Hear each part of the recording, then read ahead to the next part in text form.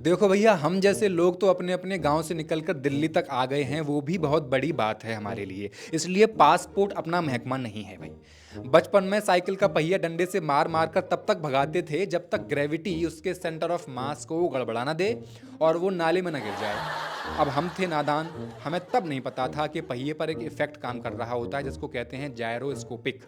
लेकिन जब हम जानने लायक हो गए तो हम जान गए। देखो, हम गरीब आदमी हैं, हमने पहिया दौड़ाया तो हमें पता है कि इसके पीछे साइंस क्या है, लेकिन इनको नहीं पता कुछ लोगों की नागरिकता कैसे खत्म करनी है, इनको पता ही नहीं।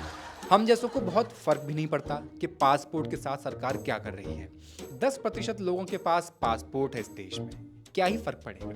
हम तो इस बात से ही खुश हैं कि भाई आधार कार्ड अब एटीएम कार्ड जैसा टफ प्लास्टिक में आने लगा है। उसको बटुए में रखने में मजा आता है अब, है ना, किसी को दिखाने में थोड़ा अच्छा लगता है। अब लुटियंस वालों को कुछ अता पता तो है नहीं। पिछली सरकार की अधूरी योजनाएं पूरी करके सोचते हैं कि तीर मार लिया बहुत बड़ा, लेकिन जैसे ही अपना दिमाग लगाते हैं तो गड़बड़ हो जाती है।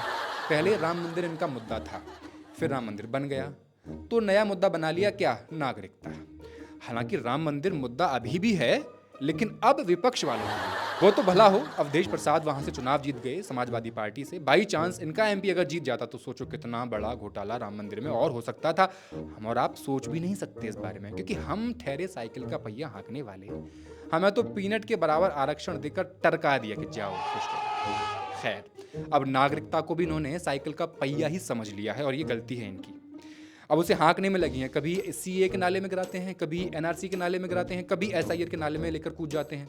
अच्छा, पहिया निकालना भी खुद नहीं पड़ता है नाले से। मसलन असम में जब सीए एनआरसी हुआ तो 19 लाख लोग बाहर हुए, 11 लाख लोग हिंदू निकल गए। इस बार इन्होंने पता नहीं कौन सा वाला फूंक लिया है, बोले पासपोर्ट से नागरिकता सिद्ध नहीं होगी। अच्छा, इनको ये तो पता है कि इन्हें कुछ लोगों की नागरिकता खत्म करके देश से निकालना है, परेशान करना है, माहौल बनाना है, लेकिन इन्हें ये नहीं समझ आ रहा कि निकालें कैसे। इनको इतना नहीं पता कि जिन्हें ये लोग निकालना चाह रहे हैं उनके पास पासपोर्ट तो है ही नहीं। किसी भी सरकार ने, खोल के कह रहा हूँ, किसी भी सरकार ने इनके बच्चों को अच्छी शिक्षा देने के सारे इंतजाम बंद करके रखे कि कहीं पढ़ लिख गए, अफसर बन गए तो कल को दिक्कत होगी। अब ऐसे लोगों के पास पासपोर्ट कहाँ से? ये पंक्चर लगाने वाले लोग, आप खुद कहते हो ना, तो आप जिस पहिए को नागरिकता समझकर यहां से वहां हाँकने में लगे हो, ये पंचर बनाने वाले लोग आपके पहिए में कील भी ठोक सकते हैं। खैर, हम ठहरे भाई हवाई चप्पल पहनने वाले लोग, हमने कभी हवाई जहाज की शक्ल भी नहीं देखी, पासपोर्ट की भी नहीं देखी। जो सामान्य व्यक्ति हवाई चप्पल पहन करके घूमता है वो मुझे हवाई जहाज में दिखना चाहिए, ये मेरा सपना। 10 साल हो गए इस बात को। मैं 10 साल पहले अच्छे खासे जूते पहनता था, ब्रांडेड। ये क्लिप सुनने के बाद मैंने हवाई चप्पल पहनना शुरू किया कि भाई हवाई जहाज में बैठूंगा एक दिन। Now come to the next segment, international बकैती। बंगाल में चुनाव हो रहे थे, भाजपा नेताओं में प्रतियोगिता हो रही थी। प्रतियोगिता कि कौन कितनी तरह का मांस खा सकता है। एक नेताजी तो मंगलवार के दिन मछली खाते पकड़े गए। हे बजरंगबली, अगर कहीं हो आप तो गदा उठा ही लीजिए। लेकिन जिस बंगाल में वो 1000 रुपए किलो वाली मछली खा रहे थे, उसी बंगाल में अब बच्चों के मुंह से 10 रुपए का अंडा छीन लिया है। 10 रुपए का, कहीं कहीं तो 8 का भी आता होगा। कोलकाता के 1800 से ज्यादा सरकारी स्कूलों में पीएम पोषण मिड डे मील की जिम्मेदारी अब इस्कॉन संभालेगा। इस्कॉन के आते ही क्या हुआ है कि मिड डे मील में जो अंडा था वो हटा दिया गया है। इस्कॉन कहता है कि अंडा ही प्रोटीन का इकलौता सोर्स नहीं है, शाकाहारी भोजन से भी बच्चों को पूरा पोषण दिया जा सकता है। तो खुद से शुरू क्यों नहीं करते भाई? पार्लियामेंट में बैठे लोगों को जहां से मांस पहुंचता है, क्या हमको खबर नहीं है? वहां ताला क्यों नहीं लगवाते पहले? मतलब कुल मिलाकर जो नियम कानून है वो सारे गरीब बच्चों के लिए हैं। अब प्रोटीन क्वालिटी नापने के लिए 2 पैमाने होते हैं, पीडीसीएएस और डीआईएएस। एफएओ की रिपोर्ट कहती है कि बच्चों के लिए अंडे का प्रोटीन एक्सीलेंट कैटेगरी में आता है। इसमें कोलिन नाम का एक न्यूट्रिएंट मिलता होता है जो दिमाग के विकास के लिए, मेमोरी के लिए अच्छा होता है, याददाश्त के लिए। और यहाँ तो यही नहीं है बच्चों के खाने में हमारे यहाँ। आप अगर पुराने चावल हैं तो धर्मेंद्र का आपको वो वाला ऐड तो याद होगा कि संडे हो या मंडे रोज खाओ अंडे। खैर, आप अंडे खाइए आप या मत खाइए, वो आपका निजी फैसला है। लेकिन यहाँ तो लोग गाय को भी नहीं छोड़ रहे हैं। अरे मुस्लिम तो गोमांस खाते हैं। हाँ सर, उसमें तो कोई मना नहीं है। गोमांस खाने वाला कैंडिडेट को वोट चाहिए सर। क्यों नहीं चाहिए? असम में बहुत सारे मुस्लिम लोग हैं, ये गोमांस खाते हैं। हम मना तो नहीं कर रहा हूँ, हम एक ही बात बोला, घर का अंदर खाओ। चलते हैं अगले सेगमेंट पर। नाम है गोदी मीडिया मूवमेंट्स। भाजपा की इतनी बड़ी आईटी सेल है, आरएसएस की इतनी सारी विंग्स हैं, लेकिन टीवी डिबेट में जनता के भेष में आने वाला एक ही आदमी है इनकी तरफ से, जो हर जगह पहुंच जाता है, ABVP मेंबर श्रेयांश। जुबैर भाई ने एक ट्वीट किया है, कुछ वीडियोस डाले थे। एक बड़ी पत्रकार अपने शो में जब शो देखने आई जनता से सवाल पूछने के लिए मुड़ी, कैमरा बार बार एक ही चेहरे पर जाकर रुक रहा था, श्रेयांश पर। चलो, अंजना जी के शो में आता रहता होगा, कोई बात नहीं, लेकिन ये क्या, ये तो रूबिका लियाकत के शो में भी मिल गए, अमीश देवगन के शो में भी मिल गए, इंडिया टीवी की बहसों में भी मिल गए हैं। इसे कहते हैं पत्रकारिता का यूनिवर्सल एक्स्ट्रा कलाकार। वैसे मेरा माननीय जुबैर साहब से एक छोटा सा सवाल है, इतनी मेहनत करने की क्या ज़रूरत थी?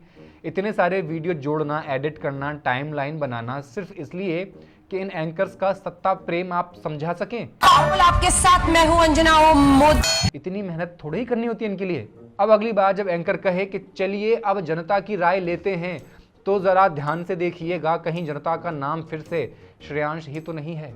अब बढ़ते हैं हम भी अगले सेगमेंट की तरफ। फन की बात लोग मन की करते हैं, हम फन की भी ना करें। इनसे मिलिए, ये हैं आगरा में बीजेपी के एक पार्षद किशन नायक। लोग उनको घेर कर खड़े हैं। किशन का जन्मदिन मनाया जा रहा है। सोने का मेज रखा हुआ है सामने और मेज पर 10 मंजिला केक रखा हुआ है। केक तो नीचे भी फैला हुआ है शायद। आसपास फूल के बागान हैं, पीछे चमकती हुई इमारतें और जमीन पर रेशम की कालीन है। मैं पागल नहीं हुआ हूँ। हवा में चलने वाली कारें दौड़ रही हैं, देखिए। क्या हुआ?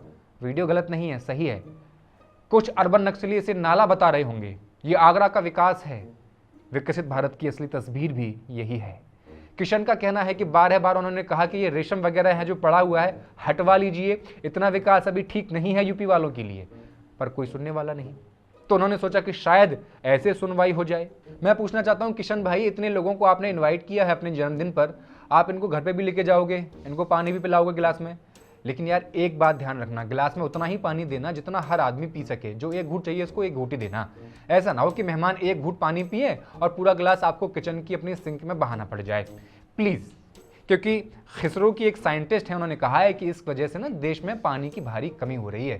जो वाटर क्राइसिस है ना, वो इसी वजह से आ रहा है, क्योंकि गेस्ट आते हैं, एक घूंट 2 घूंट पी करके पूरा पानी का गिलास छोड़ जाते हैं, आपको वो फेंकना पड़ता है। बहुत भारी कमी हो रही है इससे देश भर में पानी की। आपने पानी परोसा और उन्होंने एक घूंट पिया और पीकर छोड़ दिया।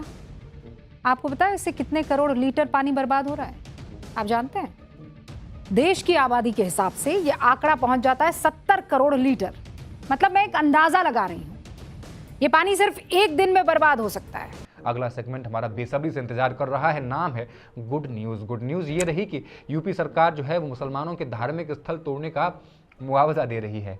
Can you believe it? अच्छी बात है। वो भी 150 रुपया देगा। पूरे 100 रुपया। क्या कीजिएगा इस धनराशि का? मामला आया है, क्या है मामला समझिए।